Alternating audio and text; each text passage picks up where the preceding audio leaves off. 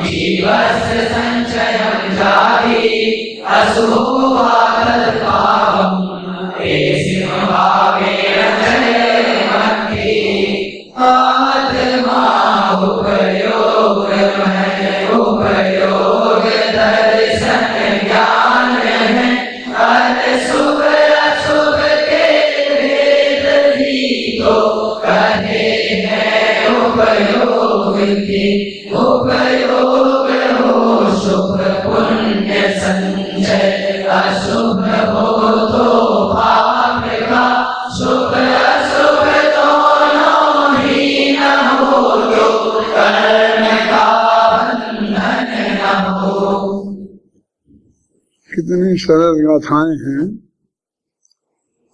अभी बता रहे हैं, इसमें एक स्पष्ट करने के बाद भेद विज्ञान की बात करी थी ना, कि भगवान आत्मा जुदा है और शरीर जुदा है। शरीर का को 10 प्राण भी कहते हैं। प्राण से बात शुरू की थी, और 10 प्राण कहो या 4 प्राण कहो, ये शरीर का ही दूसरा रूप है। तो यहाँ आने के बाद में अब वो ये कहते हैं, देखो नीचे पद्यानुवाद में देखो, आत्मा उपयोगमय। एक बात, आत्मा उपयोगो लक्षणम, उपयोगमय है। और उपयोग के 2 भेद हैं, दर्शन और ज्ञान। इतना क्लियर है ना। आत्मा उपयोगमय, उपयोग दर्शन ज्ञान है। और शुभ अशुभ के भेद भी तो कहे हैं उपयोग के। शास्त्रों में शुभोपयोग, अशुभोपयोग, शुद्धोपयोग, अशुद्धोपयोग, ऐसे भेद भी उपयोग के कहे हैं। अब 2 तरह की पद्धति है, एक ज्ञान की मुख्यता से और एक चारित्र की मुख्यता से। ये 2 ज्ञान दर्शनोपयोग हैं, ये ज्ञान की स्वभाव की मुख्यता से हैं। जब हम आत्मा की परिभाषा बनाते हैं तो उपयोग और लक्षण बोलते हैं ना, तो उनके भेद होते हैं ज्ञान और दर्शन। वो उनके भेद शुभ अशुभ उपयोग नहीं होते। ज्ञान दर्शन माने आत्मा को पर से भिन्न पहचानना है, तो हम इसका प्रयोग करते हैं। ज्ञानोपयोग, दर्शनोपयोग। और फिर ज्ञानोपयोग साकार है और दर्शनोपयोग निराकार है। साकार माने सविकल्प, सविकल्प माने भेद वाला, भेद कर करके बारीकी से जानता है, ज्ञानोपयोग है। तो वो हमारी जीव की परिभाषा बनती है। पिछले गाथा में ना, आत्मा उपयोगमय और शरीर उपयोगमय नहीं है। 10 प्राण हैं, इनमें उपयोग नहीं है, इसलिए वे जुदे हैं और आत्मा जुदा है। अब ये जो कर्म बंधन का जो कारण बनते हैं, वो बंधन में मुख्यता श्रद्धा गुण और चारित्र गुण की मुख्यता होती है। ज्ञान गुण बंध का कारण है, अबंध का कारण है, बंध के अभाव का कारण भी नहीं है। आप तो मीमांसा में अर्थशास्त्री में तो बहुत स्पष्ट लिखा है कि यदि जानने से बंद हो तो केवली को सबसे ज्यादा बंद होना चाहिए। गेयानंतान न केवली, ऐसा लिखा ना। गेय तो अनंत है, तो वो जो उपयोग है वो बंध का कारण नहीं है। और नहीं जाना किसी को, इसकी वजह से भी कोई कर्म नहीं बनता। अभी अपन को मान लो ज्ञानावान कर्म का उदय है और सहयोग समय है, तो बहुत कम जानना होता है, तो बाकी जितना अपन ने नहीं जाना उससे तुम्हें कर्म बनेंगे। ये कहीं भी पढ़ा आपने आज तक, जिसने भी जितने दिन यहाँ पढ़ा है, गलत जानने से तो कहा लिखा भी होगा कहीं, लेकिन नहीं जानने से, जो ज्ञानावरणी कर्म के उदय से नहीं जानना होता है, जो उसे अज्ञान कहते हैं ज्ञानावरणी कर्म के उदय से, और दूसरा ज्ञान होता है क्षयोपशमक अज्ञान, जो मिथ्यात्व कर्म के उदय से वो अज्ञान कहलाता है। तो वो बंध का कारण होता है, तो वो तो सिद्ध गुण की अपेक्षा है, समझे ना। मैंने ज्ञान गुण ना बंध का कारण है ना अबंध का कारण है। तो श्रद्धा और चारित्र, ये 14 गुणस्थान के जो भेद पढ़ते हैं ना, तो शुरू के 4 गुणस्थान श्रद्धा की अपेक्षा और बाकी के 5 में से लेकर 14वें तक चारित्र की अपेक्षा होते हैं। मोहम्मद सार की वो गाथा तो आप लोगों ने पढ़ी होगी ना, कि वो मिच्छे खलु होदयो विदिये पुर पारणामियो भावो मिच्छे मिच्छे मिच्छे खयो विषमियो अवेद सम्मयतिन्नबी। क्या मिथ्यात्व गुणस्थान में और एक भाव होता है, कौन सा? मिच्छे खलु होदयो और एक भाव होता है, और विदिये पुनः पारणामियो भावो दूसरे गुणस्थान में पारणामिक भाव होता है, पता लगता है। और तीसरे में मिश्र गुणस्थान है, तो मिश्र वो मिश्र बोलते हैं उसको, मिश्र क्षयोग संयोग, मिश्र में क्षयोग भाव होता है, और अवृत और चौथे गुणस्थान में तीनों ही भाव होते हैं। और फिर इसके बाद जो गाथा है, एदे भावा सब दंशन मोहम पटुच्च भणी दाहू, ये सारे भाव दर्शन मोह की अपेक्षा कहे गए हैं। और तत्व उब्रम, इसके बाद जो भाव कहे जाएंगे वो सब चारित्र मोह की अपेक्षा कहे जाएंगे। ये 2-3 गाथाएं हैं, उनमें ये बताया। इसका मतलब ये है कि पहले से चौथे गुणस्थान में मिथ्यात्व का उदय है, तो पहला गुणस्थान मिथ्यात्व का क्षयोग समय है, तो तीसरा हो सकता है। और उदय तीन है ना, क्षयोपम उपसम और छाय, तीनों भाव होते हैं चौथे गुणस्थान में। तो वे भी कर्म के उदय क्षयोपम से होते हैं। अब ये दर्शन मोह की अपेक्षा है, दर्शन मोह के क्षय से, दर्शन मोह के उपसम से, दर्शन मोह के क्षयोपम से। और ये अब विदिये पुण्य पारणामियों भाव, दूसरे में पारणामिक भाव होता है। तो दूसरा गुणस्थान तो मोक्ष ही हो गया हो, पारणामिक भाव तो सभी अच्छा है ना। लेकिन इसमें मिथ्यात्व कर्म का न उदय है, न क्षय है, न क्षयोपम है, न उपसम है। और जिसमें कोई कर्म का उदयादिक निमित्त नहीं हो, उसको पारणामिक भाव। इस अपेक्षा से दूसरे गुणस्थान में पारणामिक भाव कहे। और इसके ऊपर सब चारित्र मोह की अपेक्षा है। तो 2 ही गुण रह गए, श्रद्धा और चारित्र, जिनमें बंध बंध विच्छुत्ति, उदय उदय विच्छुत्ति वगैरह जो बताई गई हैं सब विस्तार से। इसमें ज्ञान गुण की मुख्यता कहीं रही नहीं ना, एक चारित्र गुण की मुख्यता रही, ये ज्ञान।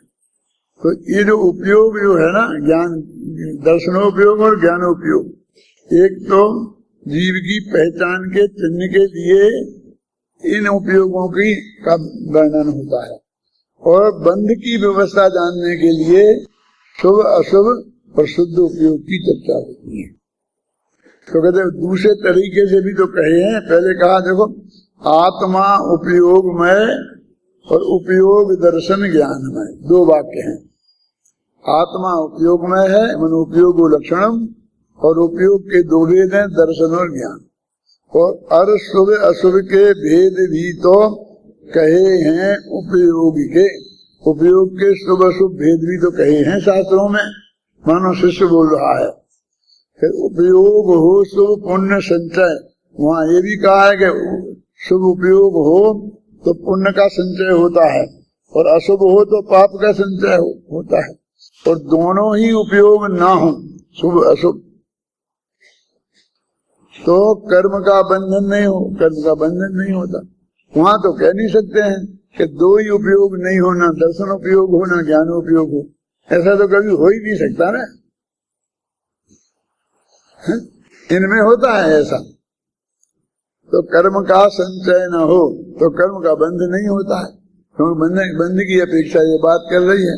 देखो अब ये अपन कहते सरलता हमने अपनी तरफ से गाथा में ला दी है, हिंदी में ऐसा नहीं है। देखो पूरा प्राकृत गाथा से मिलान करके देखो, अप्पा उपयोग अप्पा, आत्मा उपयोग वाला है।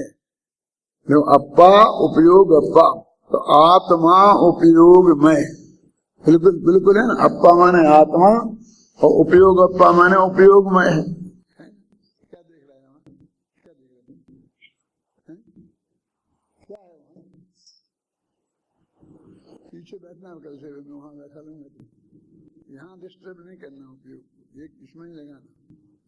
आत्मा उपयोग में और उपयोग दर्शन ज्ञान है, तो उपयोगो दर्शनम भणी दो, उपयोग दर्शन ज्ञानोपयोग दर्शनोपयोग कहा गया है, बस इसमें कहा गया छूट गया है, तो है ही। आत्मा उपयोग में उपयोग दर्शन ज्ञान है, तो उसके अर्थ में कोई अंतर नहीं आता, बिल्कुल पंक्ति अक्षर अक्षर पद्यानुवाद है ना, ऊपर की पंक्ति का बिल्कुल उसका हिंदी में वैसा ही का वैसा रख दिया है। अब देखिए, अर शुभ शुभ के भेद भी तो कहे हैं उपयोग के, सो भी सोहो असहो वा उपयोगो अपनो हवदी। एक गाथा की पंक्ति में भी वो बात आ गई कि उसी उपयोग के शुभ और अशुभ के भेद भी कहे हैं। अब फिर उपयोग हो सो पुण्य, उपयोग हो यदि सोहो पुण्यम जीवस्य संचयम लादी, जीव को पुण्य का बंध होता है, और अशुभ हो तो पापम उत्तेशम अभावे थी, उपयोग का शुभ अशुभ नहीं हो तो बंध नहीं होता है। माने मतलब बिल्कुल पद्यानुवाद अक्षरशः अनुवाद है। यानी मैं ये कहना चाहता हूँ कि आपने वो हिंदी का पद्यानुवाद पढ़ा तो कोई 19वीं चीज नहीं पढ़ी है, और कुंद कुंद को ही पढ़ा है। हम प्राकृत को नहीं जानते हैं उतनी गहराई से, और हिंदी को जानते हैं, इसलिए हमें हिंदी में पढ़ना पड़ रहा है। मतलब वो भाषा में पढ़ रहे हैं, वो कोई ऐसा नहीं कुंद कुंद का नहीं पढ़ गए और हुकुमचंद का पढ़ा, ऐसा नहीं है। क्या वो तो हमारी यदि सचमुच हमें कुंद कुंद इतनी सामर्थ्य हो, हमारी भाषा पर इतना अधिकार हो प्राकृत पर, कि हमें कुंद कुंद की गाथा का बिल्कुल सीधा अर्थ बहुत आसानी से समझ सकें, तो हमें कुंद कुंद की ही गाथा पढ़नी चाहिए। ऐसे हजारों में एक आध होगा। अपने यहाँ लोग जो पढ़ते हैं वो संस्कृत भाषा तो पढ़ते हैं, हिंदी पढ़ते हैं, अंग्रेजी भी पढ़ते हैं, लेकिन प्राकृत नहीं पढ़ते, अभ्रंश नहीं पढ़ते। अब भ्रंश के छंद तो पढ़ते हैं क्योंकि वो कुंद कुंद के हैं, लेकिन उनका व्याकरण नहीं पढ़ते। इसलिए उस भाषा के हम जानकार तो हैं लेकिन विशेषज्ञ नहीं है। परिचित तो हम हो ही जाते हैं, कुंद कुंद की 2000 गाथाएं पढ़ी और उनका सीधा अर्थ हम कर लेते हैं, तो उन कुंद कुंद की शब्दावली से तो हम परिचित हो ही गए। हम प्राकृत बिल्कुल नहीं जानते हैं ऐसा नहीं है, लेकिन हम प्राकृत भाषा का व्याकरण नहीं जानते हैं, इसलिए हम प्राकृत भाषा नहीं जानते। देखो ऐसे हजारों लोग हैं ना इस देश में जो हिंदी भाषा का व्याकरण नहीं जानते। बस हिंदी प्रदेश में पैदा हुए तो वहाँ हिंदी बोली जाती है तो वो हिंदी जानते हैं। अब उनको ये नहीं कह सकते कि हिंदी नहीं जानते, और ये भी नहीं कह सकते हैं कि जानते हैं, क्योंकि वो व्याकरण बिल्कुल भी नहीं जानते। इतने नहीं जानते हैं कि हिंदी में 2 वचन होते हैं, एक वचन और बहुवचन, और संस्कृत में 3 होते हैं, 1, 2 और 3, ऐसा नहीं जानते। समझे ना। तो हमारी वो प्राकृत भाषा के साथ में जो ये दिक्कत है, क्योंकि हमको जैन दर्शन का विद्वान बनना है, हम प्राकृत भाषा का विद्वान बनने नहीं जा रहे। बने तो बहुत अच्छी बात है, कई जगह खुल गए हैं, वे व्यवस्थाएं भी हो गई हैं। यहाँ पर अपने भट्टा गोगी नसिया में सोगानी जी वो व्यवस्था करते हैं, कैसी है वो उस बारे में मैं कुछ कमेंट्स नहीं करना चाहता हूँ, लेकिन करते हैं ना। और ऐसे ही दिल्ली में विद्यानंद जी महाराज जी बहुत कहते हैं, दिल्ली यूनिवर्सिटी में प्राकृत का विभाग भी है। तो फिर भी प्राकृत को उतना वो नहीं मिल पाता है, क्योंकि बोलने वाले नहीं है ना। फिर संस्कृत में तो तुम लोग बोलने वाले भी हो जाते हो, फिर तुम्हारी प्रतियोगिताएं भी हो जाती हैं, तुम भाषण भी देते हो, कविता भी लिख लेते हो। वहाँ पर अपना जो वातावरण बनता है विद्यार्थियों के बीच में, तो कभी कभी थोड़ी थोड़ी बोल भी लेते हो। फिर भी मैं कहता हूँ, ये ब्राह्मण है, पंडित है ना, विद्वान, वो ज्यादा अच्छी संस्कृत बोल लेते हैं।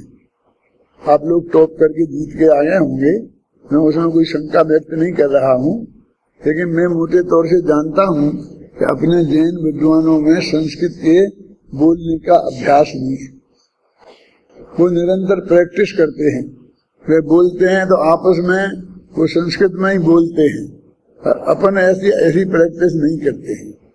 तो जब अपन संस्कृत का कोई श्लोक निकालो सीधा कहीं से भी लाओ, तो हम शांति जी कोई भी उसे पढ़कर अर्थ बता सकते हैं बिना देखे ही, तो संस्कृत जानते तो है ना।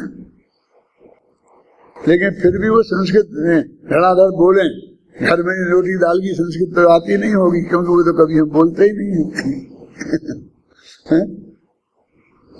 जैसे अपन गुजराती भी जानते हैं, कानजी स्वामी के प्रवचन सुनते रहते हैं और उनको पढ़ते रहते हैं। हम लोगों ने अनुवाद भी किए हैं, संपादन भी बहुत किया है, तो हमको हो गई। अब स्वामी जी की गुजराती हम जानते हैं, लेकिन रोटी दाल की गुजराती हम नहीं जानते। हमें वो बात कहनी हो वहाँ, तो हम गुजराती में नहीं बता सकते हैं। वो स्वामी जी का प्रवचन हो तो पूरा समझ लेंगे, अनुवाद भी कर देंगे, और वो अक्षरता सही। किस किस टाइप की मतलब दिक्कत होती है, ऐसा तो नहीं है सब नहीं जानते हैं। ये डॉक्टर लोग हैं ना, वो दवाइयों की अंग्रेजी जानते हैं, कानून की अंग्रेजी नहीं जानते। वकील लोग कानून की अंग्रेजी जानते हैं, वे दवाइयों की अंग्रेजी नहीं जानते। दवाइयों के बारे में उन्हें किसी डॉक्टर से ही पूछना पड़ता है कि ये क्या है, इसमें क्या है, ये खाने योग्य है कि नहीं है, हैं?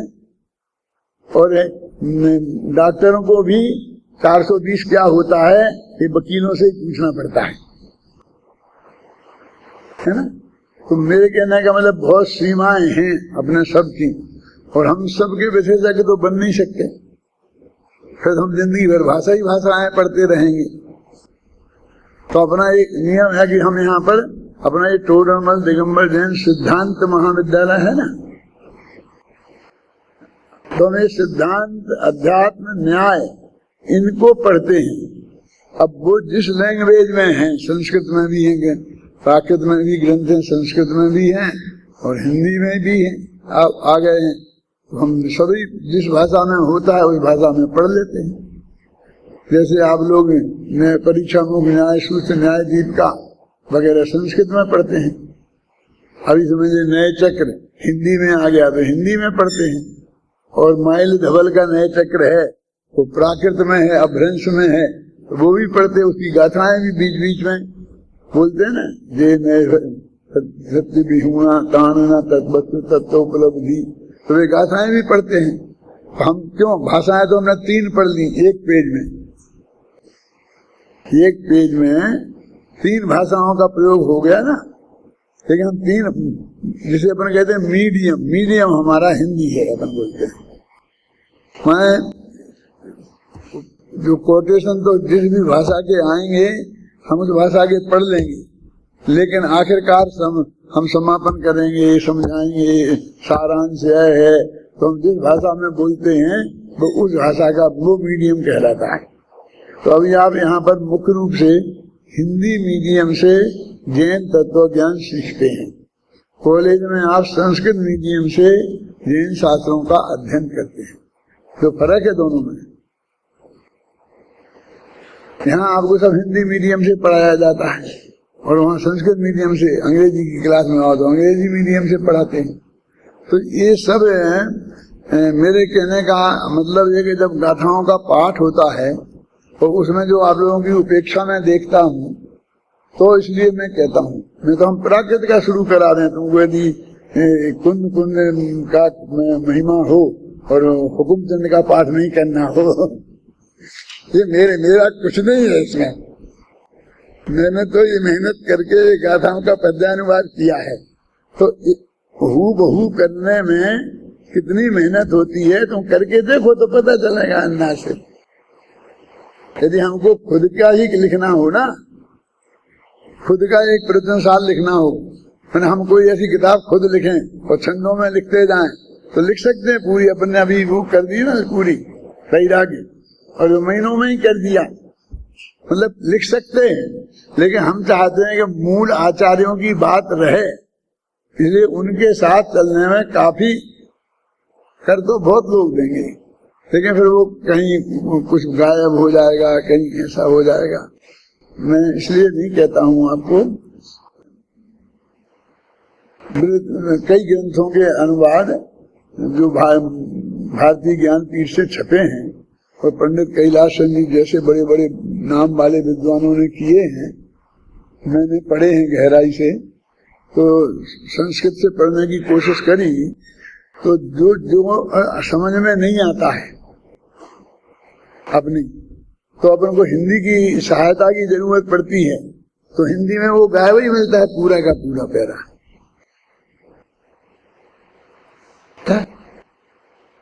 बाकी अपनी समझ में आता जाता है, मैंने जितना उनकी समझ में आता था उतना तो अपनी समझ में भी सीधा संस्कृत से आता है। जहां अपन अटकते हैं तो वहां उनने छोड़ दिया है उसे, यही नहीं है, पेज के पेज छोड़ दिए। ऐसा नहीं एक आध पंक्ति छूट गई हो, अपनी तो एक पंक्ति छूट जाती है तो मैं कितना गंभीरता से विचार करते हैं कि अगले एडिशन में से ठीक करना। ऐसा नहीं है कि हमको वो सब आ जाता है, लेकिन हम यदि किसी ग्रंथ की लिख रहे हैं, टीका लिख रहे हैं, कुछ लिख रहे हैं, तो फिर उसको जो हमको नहीं आ रहा है तो हम पूरी कोशिश करके किन किन विद्वानों ने और कहाँ लिखा है, क्या लिखा है, संस्कृत में क्या लिखा है, हिंदी में क्या लिखा है, किसी ने क्या लिखा, उसे देखकर और उसका अर्थ को बैठाने की कोशिश करते हैं। जो उसमें से उपलब्ध होता है, जितना क्लियर होता है, अधिकांश तो हो ही जाता है, तो उसको लिखते हैं। नहीं तो वहां स्पष्ट लिख देते हैं कि यहाँ बात स्पष्ट नहीं हो रही, ख्याल नहीं ना। लेकिन उन्हें ऐसी जिम्मेवारी महसूस ही नहीं की। पूरा ग्रंथ बड़ा का बड़ा छप गया, ज्ञानपीठ जैसी संस्था छापने वाली, हम सोच भी नहीं सकते हैं ज्ञानपीठ से छपे और इन्हें बड़े बड़े पंडितों के नाम से छपे और उसमें पैरे के पैरे नीचे से गायब है। ये बृहद द्रव्य संग्रह और ये जो ग्रंथ है ना, कई ग्रंथ परमात्म प्रकाश वगैरह की टीकाएं हैं, इन ग्रंथों कईयों की हैं।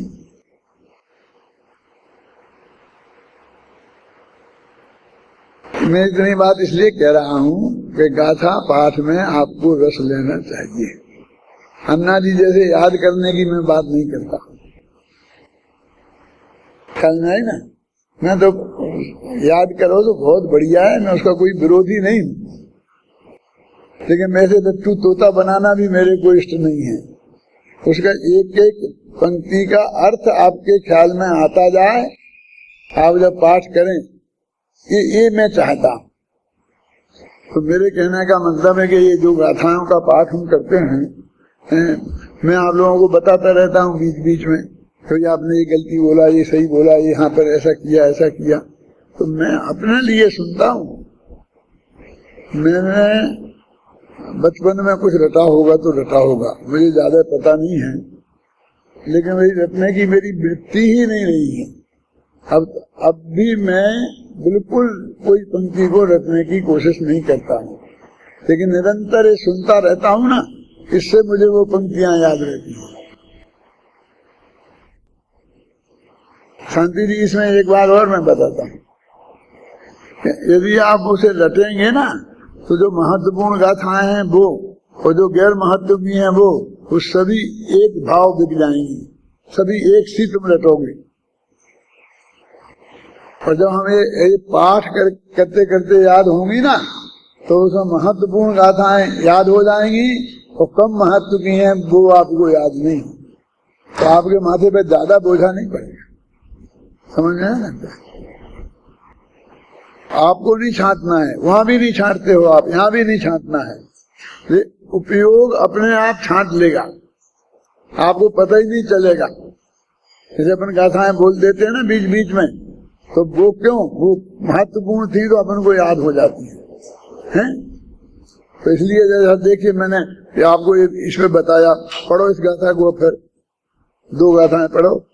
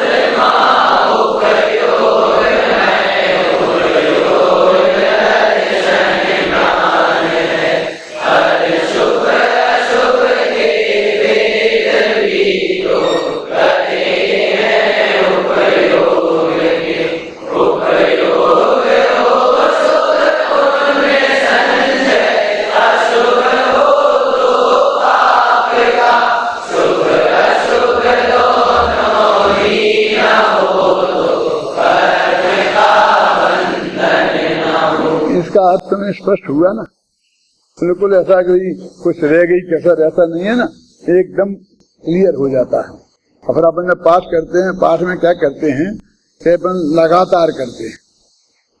फिर अभी तो अपन 2 गाथाएं पढ़ ली, लेकिन अपन पहली जो गाथा जहाँ से आप पढ़ना शुरू करते हो ना 145 से करते हो ना, यहाँ तक जैसे अपन करते हैं रोजाना इतना, तो इतना आपने कई दिनों तक 10, 12, 15 दिन तक ये लगातार पाठ किया।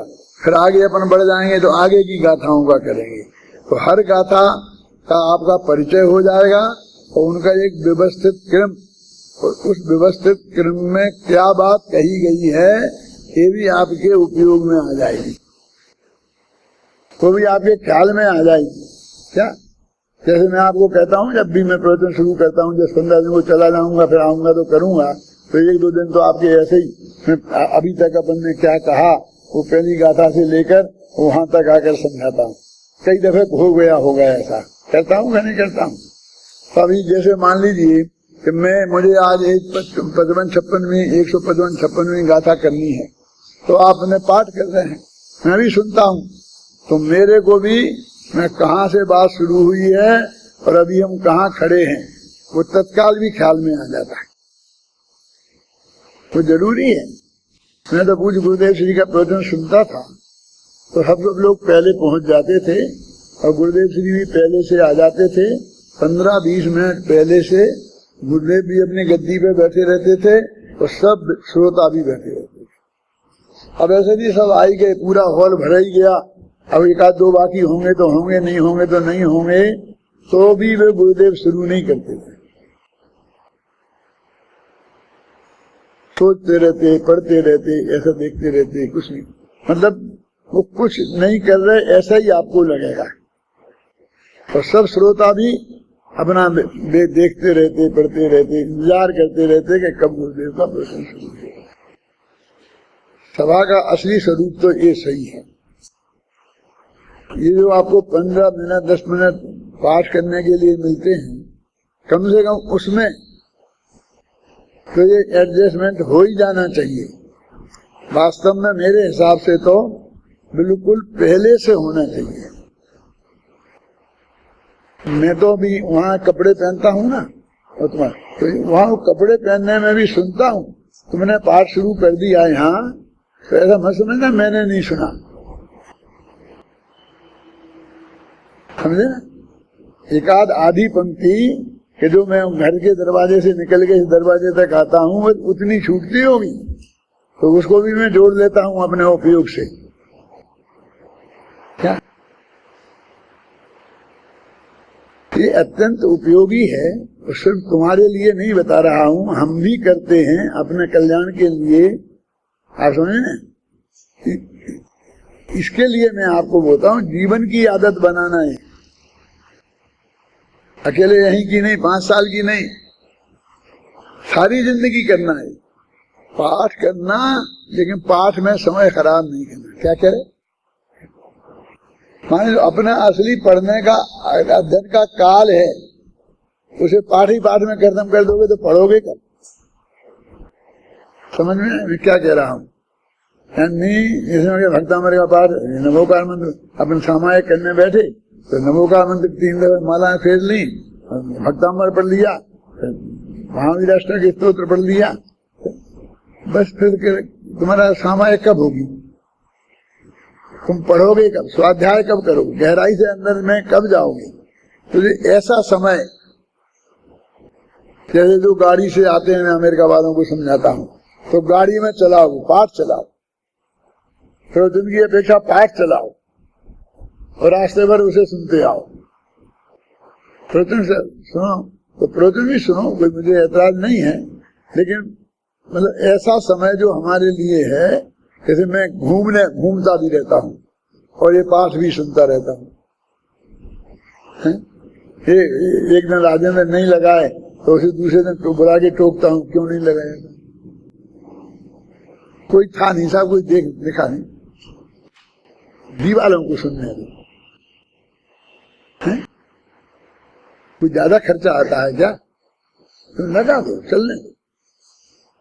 तो ऐसे समय में हम इस पाठ में उपयोग करें और अध्ययन के समय में अध्ययन में करें। जैसे शांति जी ने कल आपको कहा था कि वो पहले मैंने जैन सिद्धांत प्रवेश का पढ़ी थी और अब बस अब गायब है, तो क्या मतलब हुआ उसको याद करने का? तो यदि कभी कभी उसको पाठ करते रहे तो नहीं होती गायब। पूज्य गुरुदेव श्री मालूम क्या करते थे? 47 शक्तियों का पाठ करते थे। अब अपन का ये क्या करे, जीवत्व शक्ति, चिति शक्ति, ऋषि शक्ति, ज्ञान शक्ति, सुख शक्ति, ऐसे ऐसे उंगलियां लगा लगा करके तो 47 शक्तियों का पाठ, 47 नयों का नाम का पाठ करते थे। हम तीर्थंकरों के नाम का करते हैं। बनी जी तो पूरी आत्मख्याति कंठस्थ थी।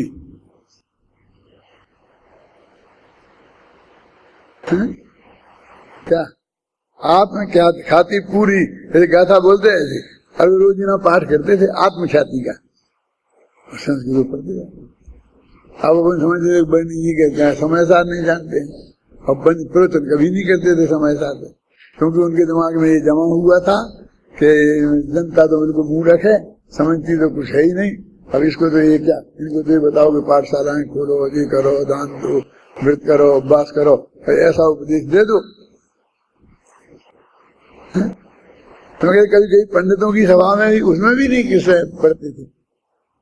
जब उनने कभी बताई और पाठ करते देख लिया लोगों ने, तब पता चला कि वे रोजी ना उसका पाठ करते। तो कितना फर्क। जब हम तुम्हारी उम्र के थे, तुमसे भी छोटे थे, तब 2 संत प्रसिद्ध थे, एक बरनी जी, एक कांजी स्वामी। तो हमको मन में आता था, हम भी शास्त्री न्यायाधीश तो हो गए थे, रोजीना प्रवचन करते थे और A1 प्रवचन करते थे, ऐसा नहीं 19 साल। हमने बरनी जी को भी हमारा प्रवचन सुना है, बरनी जी ने भी हमारा सुना है और कांजी स्वामी ने भी सुना है। मैं अभिमान के लिए नहीं कहता हूँ, लेकिन हमने जा करके हम गए स्वामी जी के पास, 18 दिन रहे वहाँ और उनका प्रवचन सुना, सब बात की। फिर दूसरी साल हम बरनी जी के पास गए, क्योंकि दोनों को देख लें, समझ लें। तो बरनी जी शिखर जी में थे, हम शिखर जी में गए। तो शिखर जी के पास में ईश्वरी है, जानते हैं आप लोग? तो ईश्वरी में ठहरे थे आश्रम में, तो हम ईश्वरी गए। तो ईश्वरी में ज्यादा नहीं सुनाना चाहता, हमने उनसे कहा कि महाराज हम कांजी स्वामी के पास गए थे और उनसे हम 18 दिन सुन के समझ के आए हैं, और हम अब की बार आपके पास आए हैं और हम आपसे समझना चाहते हैं सब बातें। तो उन्होंने कहा भैया मैं तो बोल नहीं सकता। बिल्कुल हूबहू शब्द की मैं बात सुना रहा हूँ आपको। गद्दी पे बैठा हूँ, शास्त्री जी सामने रखा है। मैंने कहा क्या करें, हमने तो आपके पास ही आए हैं, हम क्या आपसे हम समझ के आए कुछ। बोले तुम करो, फिर तुम बनी नहीं। एकदम तो हमको तो बड़ा अटपटा तो लगा, फिर हमने कहा आप सुनेंगे तो हम करेंगे, हमको दूसरों को नहीं सुनाना है। हमें आप सुनो और फिर हमें बताओ कि इसमें ये सही है कि गलत है, तो हम करें। बोले हाँ हम सुनेंगे, आएंगे और तुम करो। वहाँ एक पंडित शक्करचंद जी थे, वो करते थे 12 मासी प्रवचन निरंतर।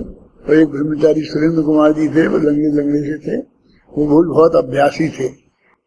तो हमने वहाँ 7-8 दिन रहे और रोजाना प्रवचन किए, परमात्म प्रकाश चलता था। तो बहनी जी रोजाना आकर के उनकी कुर्सी पे लाते थे उनको और वो बैठते थे। लास्ट में हमने कहा कि हम आज अब जा रहे हैं, तो आप हमको बताओ कि हमने जो बोला है उसमें आपको कोई सुधार अपेक्षित हो। हमने सब बोला, निमित्त उपादान निश्चय व्यवहार, जो भी जो विवादस्थ विषय थे ना, उन सब पर हमने अपने विचार उसमें रखे। तो उनने हमसे ये कहा कि नहीं भैया बिल्कुल ठीक है, अच्छा है, और एक ही बात हम तुमसे कहते हैं कि किसी के कहने से अपनी श्रद्धा बिगाड़ना मत। ये शब्द उन्होंने कहे। अब उसका क्या अर्थ है, हम भी आज तक उसमें गोते खाते हैं।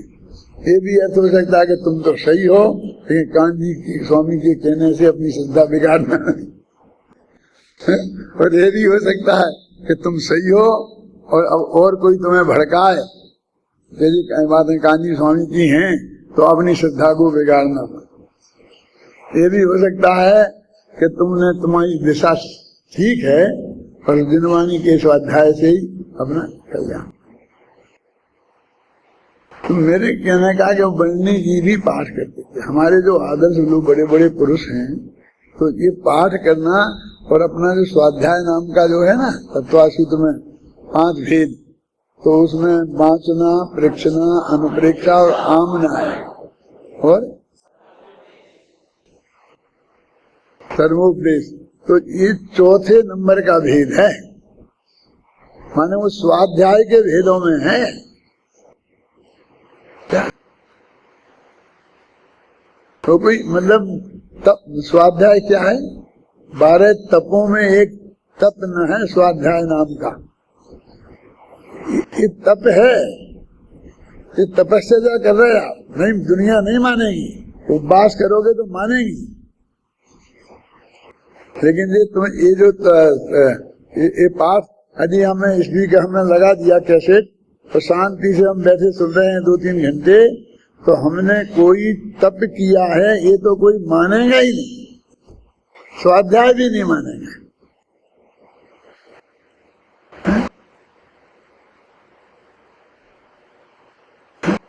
लेकिन वो जो लगा दिया है, एक एक शब्द हमें सुनना चाहिए, उसका अर्थ समझने की कोशिश करना चाहिए। ऐसा नहीं कि वहाँ स्पीकर चला दिया है और यहाँ अपने गप्पे शुरू कर दिए हैं और दूसरी बातें सोचना शुरू कर दी और लिखना शुरू कर दिया, और वहाँ स्पीकर चल रहा है। जैसे आजकल सिनेमा के गाने लगा देते हैं बच्चे और फिर पढ़ते हैं। तो ये भी मैंने ऐसा सुना है, अब कितनी बात सच्ची है, कि वो कहते हैं कि यदि हम ये गाने नहीं चलाएं तो हम पढ़ नहीं सकते, हम अपना पाठ याद नहीं कर सकते हैं? नहीं तुम वो सुनोगे कि अपना पाठ याद करोगे, अपना विषय पढ़ोगे, कितने हम लिखेंगे पढ़ेंगे, सब कॉलेज का काम करेंगे मास्टर ने जो दिया है, लेकिन गाना चलते रहना चाहिए। अभी डबल उपयोग कैसे होता है, क्या होता है?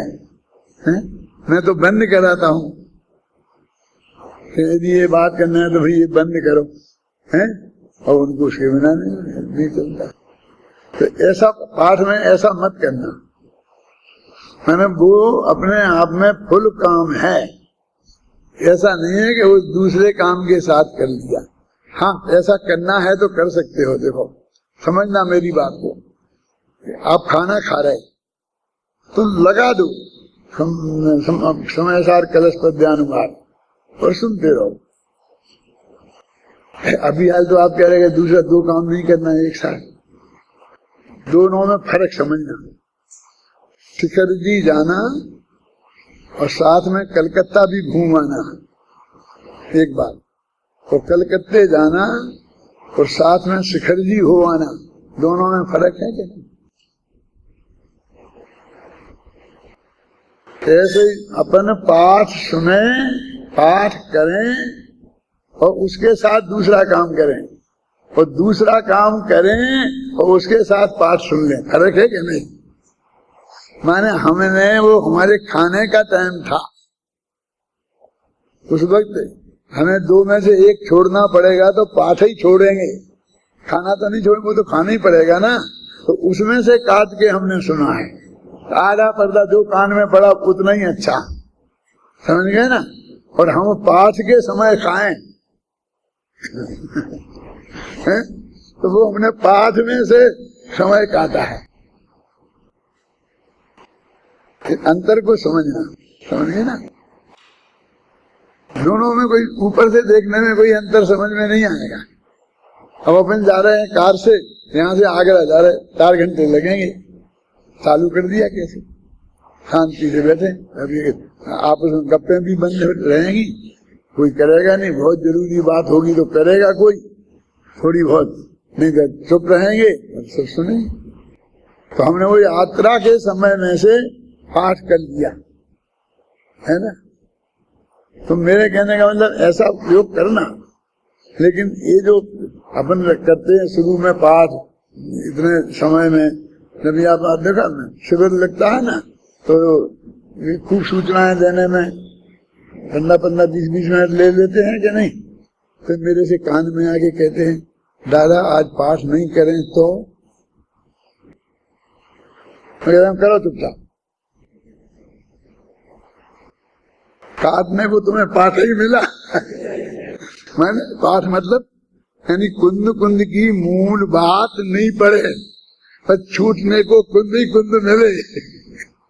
सारा शिविर कुंद कुंद को समझाने के लिए हो रहा है, है? एक सूचना दे रहे हैं और फिर आना, इतना बजे ये तारीख मत भूल जाना, ये मत करना। एक ही बात को एक जना कह रहा, दूसरा कह रहा, फिर तीसरा कह रहा, फिर चौथा, ये क्या है शांति? मैंने एक सूचना दे दी तो वही 4 जने कह रहे कि साहब वो उनने भी निमंत्रण दिया, उनने भी, मैंने उनको लड्डू बांट रहे थे, उनका सम्मान। साहब 2 शब्द आप ही बोल दो, क्या हो? डॉक्टर साहब ने भी समर्थन किया था, फिर अब भी बोल दो, अब सबको बुलवा रहे। फिर मालूम कुंद कुंद की बात को काट रहे तुम, उसका समय काट रहे हो, लेकिन क्या करे, किससे कहे हैं? अंधेर नगरी बेबूझ राजा थके शेर भाजी। ये बेबूझ राजा क्या होता है जानते हो? कौन जानता है बताओ? अंधेर नगरी बेबूझ राजा टके शेर भाजी टके शेर खाजा। बेबूझ माने ना समझ, बेबूझ माने ना समझ। अंधेर नगरी है और ना समझ राजा है, तो क्या होगा? खाजा भी उसी भाव में बिकेगा और भाजी भी उसी भाव में बिकेगी। वहाँ कोई को अंतर ही समझ में नहीं आता कि दोनों में क्या अंतर है, समझ गए ना। इनमें भी, इनका भी हो गया प्रवचन, उनका भी हो गया प्रवचन, सबका प्रवचन सबको एक सही लगता है, बढ़िया है प्रवचन, शास्त्र की बात है, सबने सुनाई। देखो अब ये यहाँ था कि मैं टीका पढ़ना चाहता हूँ। टीका भी उतनी ही सरल है और वही बात कही है, नई बात कुछ नहीं कही है, लेकिन टीका किस स्टाइल में है, क्या कही है, वो आपको ख्याल में आए इसलिए पढ़ता हूँ। वस्तुतः परद्रव्य के संयोग का कारण उपयोग विशेष है। चेतन यही है ना, चैतन्यानुविधायी परिणाम होने से उपयोग आत्मा का स्वभाव है और वह उपयोग ज्ञान दर्शन रूप है, क्योंकि वह साकार और निराकार रूप से उभय रूप है। पर वही लिखा ना, ज्ञान दर्शन उपयोग है, तो ज्ञान दर्शन उपयोग को समझा दिया। साकारो ज्ञानम निराकारो दर्शनम, ये मैंने कहा ही था, आप समझे ना। और चैतन्य को अनुकरण करने वाला जो परिणाम है उसे उपयोग कहते हैं। वह उपयोग, अब वहां तो कहा था शुभ अशुभ के भेद से था, शुद्ध नहीं था और अशुद्ध भी नहीं था। देखो ये अंतर देखो। और इनमें टीका में वह उपयोग शुद्धोपयोग और अशुद्धोपयोग के भेद से दो प्रकार का होता है। अब गाथा की पंक्ति पढ़ो, कौन सी दूसरी गाथा की दूसरी पंक्ति?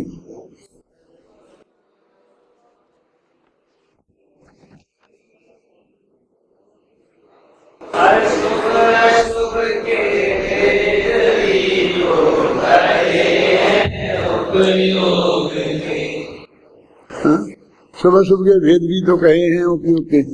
ये कौन सी? मेरे पास तो इसमें तो नहीं है। अशुभ तथा सुपाप, अच्छा इधर है।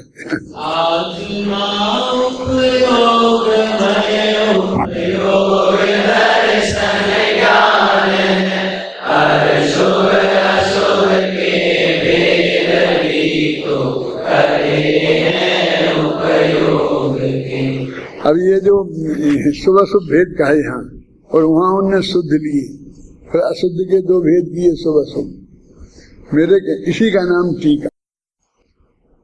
और यदि ऐसे ही लिख देते तो उपयोग दो प्रकार का है, शुभ और अशुभ, तो वो होता अनुवाद। अनुवाद और टीका में अंतर समझ में आया? पहले बहुत ऐसे भेद होते थे, टीका टिप्पणी ऐसे बोलते थे। वो टीका टिप्पणी बहुत करता है, ये सब शब्दों के अर्थ विकृत हो गए। आलोचना, अब आलोचना तो समालोचना ही होती थी, तो उनकी जो अच्छाई है बुराई है दोनों को बिल्कुल निष्पक्ष भाव से बताना, वो आलोचना है। अब वो बिगड़ते बिगड़ते बुराई करने को ही हम आलोचना कहने लग गए, है ना। तो ऐसे यहाँ भी टीका टिप्पणी। टिप्पणी क्या होती है, टीका क्या होती है? ये जो नीचे ऊपर एक दो लिख करके और नीचे लिखा जाता है ना बारीक अक्षरों में, वो टिप्पणी कहलाती है। ये ऊपर पूरा अर्थ लिख दिया, वो टीका कहलाती है। तो कहते हमने टिप्पणी लिखी, टिप्पण कहते हैं ना, टिप्पण। तो वो हमने टीका नहीं लिखी, लेकिन वो सरल है। लेकिन जो कठिन अक्षर देखे हमें ये लोगों को नहीं आएंगे, तो उसके नीचे हमने टिप्पणी लिख दी। अब कई अक्षरों को का अर्थ दूसरा शब्द अच्छा नहीं मिलता है, तो उसको परिभाषा बतानी पड़ती है, जो उसे समझा देते हैं, समझे ना। दो तीन लाइन में भी उसके स्वरूप को स्पष्ट करना पड़े, तो वो सब टिप्पणी में होता है। तो नीचे लिखी जाती है वो टिप्पणी। फिर बहुत होती थी वृत्ति, फिर वार्तिक, फिर भाष्य, ऐसे भेद होते थे। सर्वार सिद्धि वृत्ति है, राज वार्तिक है, समझिए ना। ऐसे जो बहुत विस्तार से लिखी जाती थी वो वार्तिक समझते हैं। राज वार्तिक को पढ़ा किसी ने भी? है कोर्स मोर्स में है कि नहीं? दिखाते तो हो कभी कि नहीं कभी, तुमने पढ़ा है? नहीं पढ़ा किसी ने, अब पढ़ा होगी शायद। जो भी है वो एक मोटे मोटे अक्षरों में लिखा होता है ना, वो वार्तिक होता है। और फिर उसको नीचे उसको अर्थ खोला जाता है, उसे वृत्ति बोलते हैं। तो सर्वार्थ सिद्धि है वृत्ति, राज वार्तिक, जैसे भाष्य। अब वो भाष्य आज तक अपने सामने नहीं आया कोई। हाँ है? अब आजकल आने लग गए थे अनुशीलन, परिशीलन, तो उनकी एक हर एक की मर्यादाएं हैं कि उनमें हम क्या क्या चीज स्पष्ट करेंगे, वो सब होती हैं। अब वो तो ये तो किसी समझ में किसी के आता नहीं है, बस वो तो ऐसे ही चलता है काम। तो शुभ अशुभ उपयोग की बात है, और वहां उन्होंने क्या कहा, शुद्ध उपयोग। उपयोग शुद्धोपयोग और शुद्धोपयोग के भेद से दो प्रकार का होता है। इनमें शुद्धोपयोग निर्विकार है, निरुपराग है माने निर्विकार है, और अशुद्धोपयोग शुभराग है माने सब सविकार है। शुभ और अशुभ के भेद से अशुद्धोपयोग भी दो प्रकार का है, क्योंकि वह विशुद्धि रूप और संक्लेश रूप होता है। पाप जो है ना, पाप अशुभोपयोग वो संक्लेश रूप और वो विशुद्धि रूप होता है।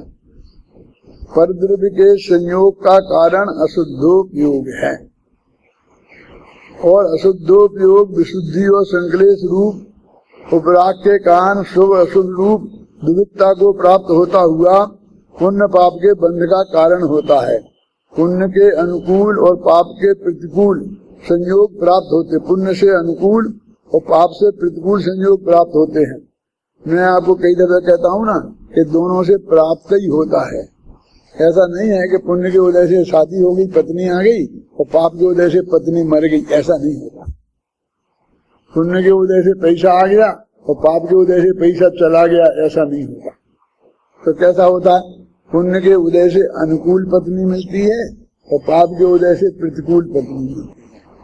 पुण्य के उदय से अच्छा लड़का प्राप्त होता है और पाप के उदय से सैनिक का जैसा था ना, वो सैनिक को जेल में डाल दिया था, ऐसा बेटा प्राप्त होता है।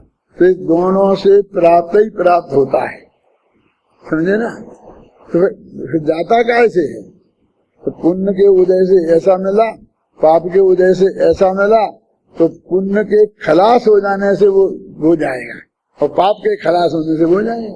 हमारी वो खलास होना समझ में ही नहीं आता। हमारा खत्म हो जाए, पुण्य समाप्त हो जाए, तो जो चीज पुण्य से प्राप्त हुई है वो चली जाएगी, जो पाप से प्राप्त हुई है वो चली जाएगी। ठीक है, हम तो दोनों सब सारे संयोग पुण्य पाप के उदय से ही हम मानते हैं, ख्याल में है ना। तो जब दोनों प्रकार के अशुद्ध उपयोगों का अभाव हो जाता है तब शुद्ध उपयोग शुद्ध रहता है, तब वह शुद्धोपयोग परद्रव्य के संयोग का अकारण है, वो कोई कारण नहीं है। अब अपन क्या समझते हैं कि शुभ शुभ उपयोग का अभाव करना है, हमें उपयोग को शुद्ध करना है, शुद्ध करना है। तो क्या करें? तो ऐसा सोचें, ये सब सोचें लगा। मैंने अपने शिविर में बहुत विस्तार से ये चर्चा की थी। हम क्या की थी ना कि वो सब लोग वैसे हमको अपने आत्मा को इधर ले जाना, आत्मा को इधर ले जाना, उपयोग को इधर ले जाना, उपयोग में से ये चीजें निकालना है, उपयोग में से ये चीजें लाना है, और वो काम हम कर ही नहीं सकते। सारी जिंदगी उसमें बिता दी, और आज भी इतना स्पष्ट करके समझाया तो अभी गले नहीं उतरता है। ऐसा कैसे हो सकता है कि हम उपयोग को पर से समझ के आत्मा में तो लगा ही ना।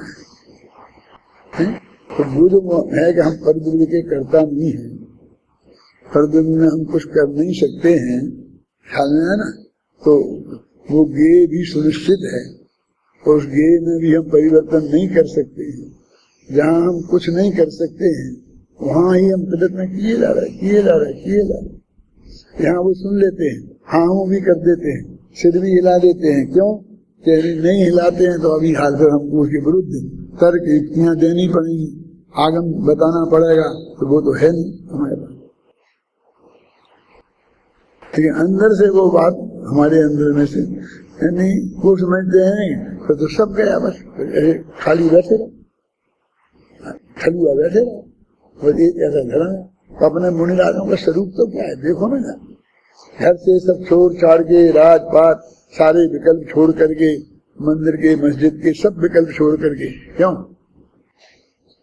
अभी तो निकल गए, वो मुनिराज घर से निकले, घर बनाना छोड़ा, मंदिर गांव में मंदिर बनाने का उद्देश्य हो गया। हर तीर्थ में जाना, और वहाँ पुराना मंदिर नहीं है, इसका मुंह इधर को नहीं, इधर होना चाहिए, इसे तोड़ो, ये क्या हो गया? उन्हें कुछ नहीं करना है। ये तो बहुत स्थूल बातें हैं। उपयोग को भी पलट के अंदर ले जाने की का बोझा नहीं रखना अपने माथे पे। कितने निर्भर हों तब वो आत्मा में जाते हैं।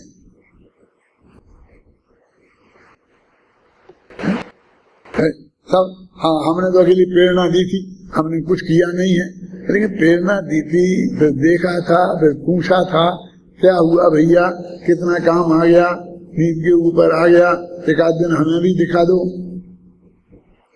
क्यों चलता रहता ना विकल्प।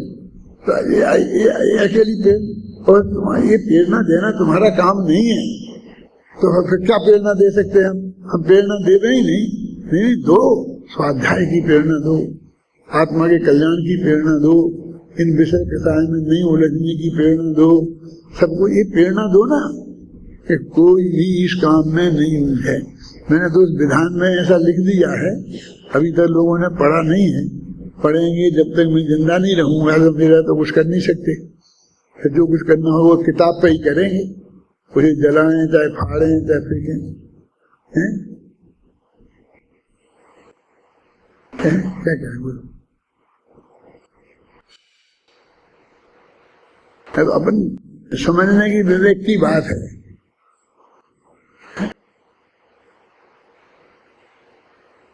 सारे उसमें आग कुएं में भांग पड़ी है।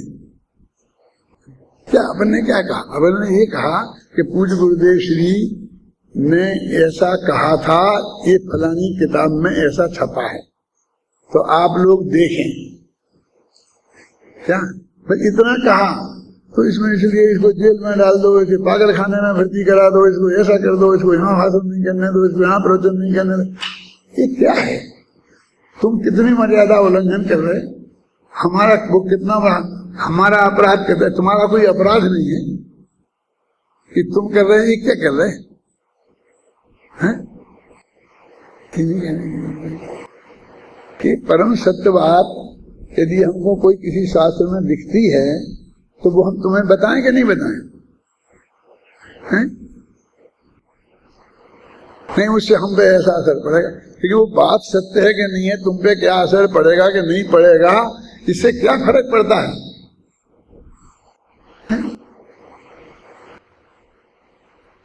पहले मुझे लगता था ये कभी लोग क्या करते हैं कि तुम हमारी जवान खींच सकते हो लेकिन हमारे से है नहीं।